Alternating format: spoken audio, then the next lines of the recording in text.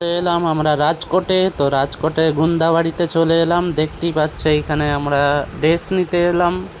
তো রাত 10টা বাজছে এখানে। তো রাত 10টাতেও খোলা আছে এই যে বন্ধুর দোকান। দেখতেই পাচ্ছ ভালো ভালো ড্রেস আছে এইখানে, খুবই সুন্দর সুন্দর ড্রেস দেখতে পাচ্ছ। তো তোমরা যে কোনো কেউ যদি নিতে চাও চলে আসবে এই দোকানে।